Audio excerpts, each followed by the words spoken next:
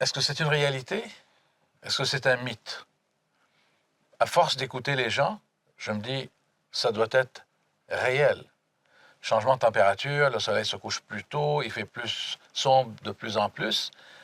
Cependant, j'avais étudié, il y a plusieurs années de ça, Gregory Bateson, un anthropologue, et il parlait énormément des champs génératifs. Les champs génératifs, ça veut dire quand il y a des gens qui pensent de la même façon, est-ce que ça va influencer le comportement des autres? Il s'est avéré que oui.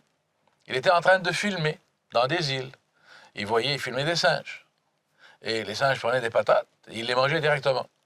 Jusqu'au moment où il y avait une femelle qui avait lavé la patate. Et les autres commençaient à faire la même chose. Mais d'autres singes qui n'avaient pas vu cette expérience commençaient à reproduire la même affaire. Il a été sur notre île. Et la même chose se reproduisait.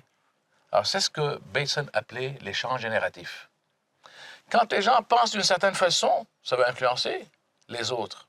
Et là-dessus, il y a une histoire, une prof, un étudiant qui arrive en retard.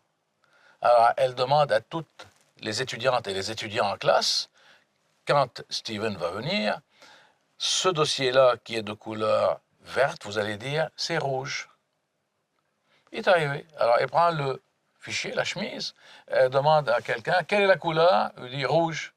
Mais Steven dit, non, c'est vert. Alors l'autre lui dit, non, c'est rouge. Elle pose la question à 5, 6 personnes. C'est quoi la couleur? Tout le monde disait la couleur qui n'était pas réelle. Et finalement, quand elle pose la question à Steven, il avait changé d'avis.